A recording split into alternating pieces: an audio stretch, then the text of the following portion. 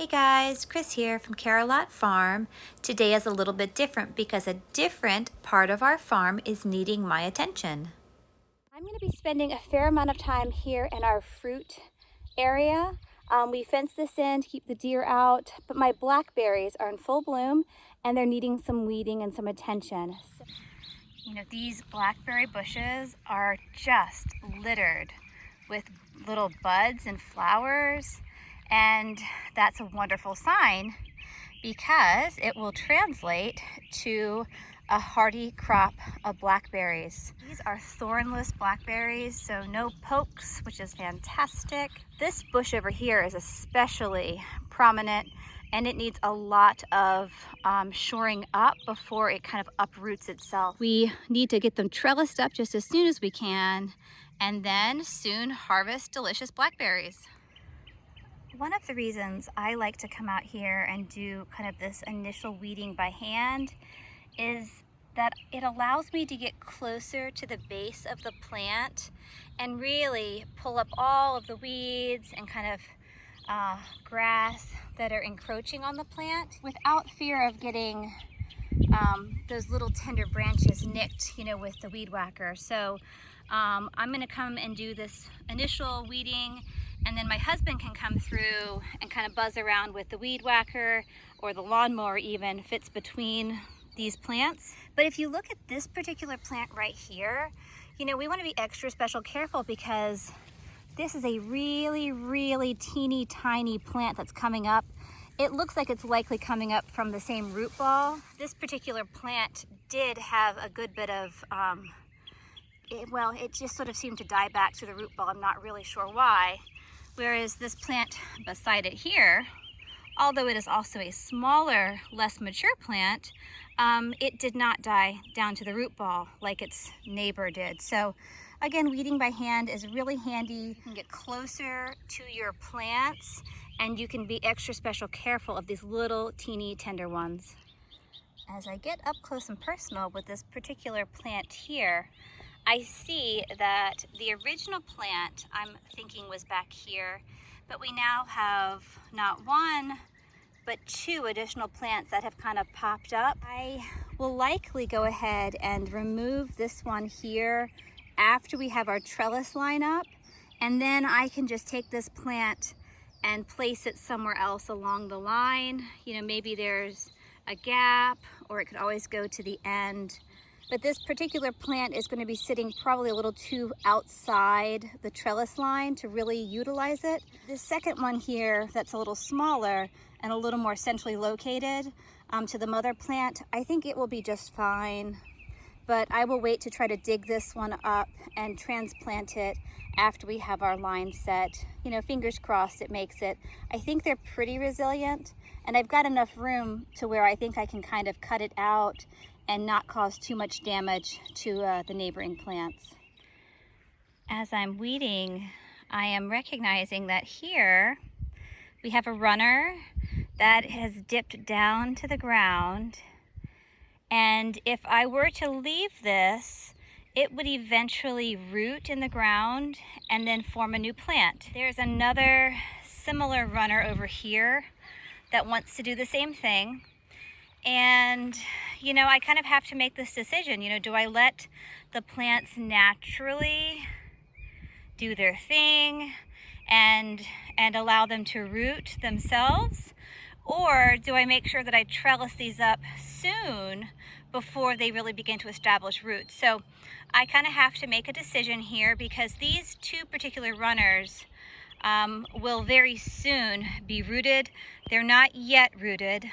But another thing I will note is they are very nicely in line with where our trellis line will be. And so if they do root, they will be able to still be trellised up like their neighbors. So maybe we'll just have to wait and see. You know, if they're rooted by the time we start to put our trellis line up, I might have to leave them. If not, we might go ahead and lift them. Just as I've been weeding, I've been showing you that there's not one, but two ways in which these bushes are naturally trying to grow and kind of replicate You know, some of them are coming up from the root ball with new plants, and some of them, like these runners I was showing you, are kind of going up and over and wanting to kind of root themselves and then start a new plant there. That's also very common for raspberries as well as blackberries. Those are just two different ways in which these little plants are really trying to do their part. I've just found another interesting thing I want to show you. There's a lot of nice green leaf and even some bloom and foliage here at the tip of this branch. And when I got closer and inspected it, the branch has actually sort of snapped here. And, you know, I'm actually worried that might not be a very healthy part of the plant. Clearly it's still getting some nutrients though to the tip here. But because I am a little concerned about this end kind of dying off, I might help it. If you see, it hasn't yet rooted, it's not yet adhered to the ground, but because it is in line with its neighbors, I have some smaller plants here beside us, and this is coming off of a very large mother plant here beside me to the left. I mean, look at that. I mean, this vine, this cane here, I mean, that's bigger than my thumb. I mean, that is just a monster branch we have here that definitely needs a T-post to help it stand up. But back to this little baby branch here. I'll have to think, do I want to just put some soil on top of this here and really help it to root in place? Or do I want to snip it now and then try to relocate it? I don't think I want to do that though. I think I will go ahead, help it root with some soil on top. I'll get a shovel or two of garden soil. And then once this plant really begins to root itself, I can snip it off of the mother plant and then maybe dig it up with my shovel and transplant it, because it is so close to such a large plant. I don't think this is really the best final resting place for it. But that's just one other little thing I'm going to give a try. I've never really done this before, but it seems like it could certainly work, just looking at the natural tendencies of these plants.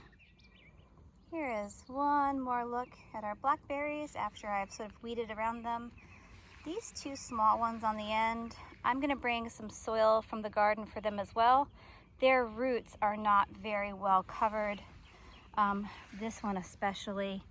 The roots are actually kind of above the ground, so it definitely needs some soil. It's hanging in there though. But just to kind of show you one more pass down our blackberry row. Everything looks great, certainly thriving. Now that we have our new robust deer fencing around our fruit area, we can really rest assured knowing that everything is well protected. And now all it needs to do is grow. So yeah, these are our blackberries. Again, they're thornless blackberries.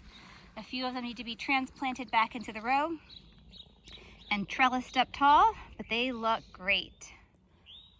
As I have been showing you some video of our different blackberries, you know, all along this row here, you may have noticed that in the back we have a couple of holes, and those are just old fence post holes from where we pulled the old fence up. And then earlier this spring we put our new deer fence all around the perimeter of this fruit area, and we expanded it quite a bit. So the new fence is, gosh, I'm gonna say every bit of 6 feet farther back than the previous fence. And that way it gives us a little more square footage to work with. You know, one of these days we might end up with a second row of blackberries paralleling this current first row. I have more blueberries that I want to put in the ground. You know, they're still up on the back patio on the porch. So we've got a lot of room to work with. And you know, I just want to mention that though about the holes, because we definitely want to fill them in. The only reason we haven't done it yet was because they were on the inner part of this new fenced area. If they had been on the outside of the fence, we would have for sure filled them in right away.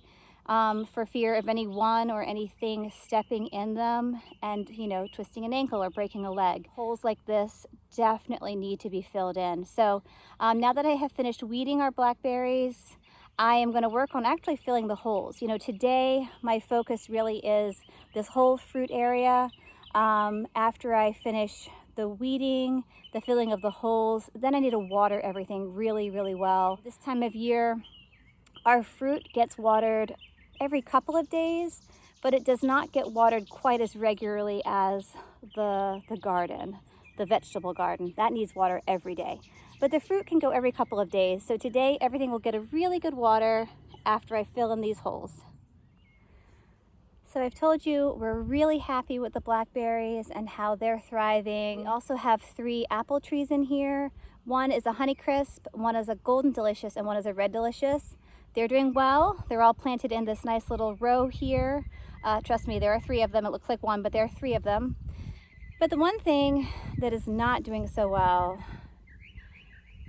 is our fig tree. Our fig tree we planted, I'm gonna say 3, if not 4 springs ago. And every year it dies all the way back to the root ball. There are a few green leaves, so yes, there is some life left in the root ball. But the branches are totally dead. There's no new growth coming off of them. And for the plant to be stunted back to the root ball every single winter, it's just kind of frustrating, So I bought this tree here at our local Lowe's. I assumed it was a local faring fig tree. I know there are lots of varieties.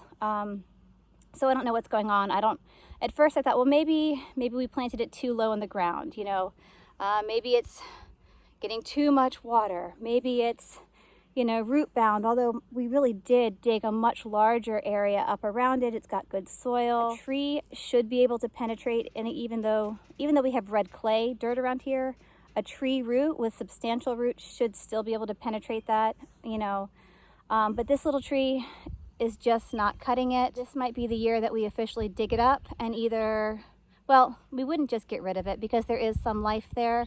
But this might be the year that we dig it up and we transplant it somewhere totally different on the farm and then just get a new fig tree.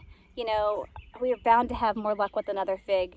Usually we fare really well with plants, trees, shrubs, but every now and then you get something that just doesn't cut it.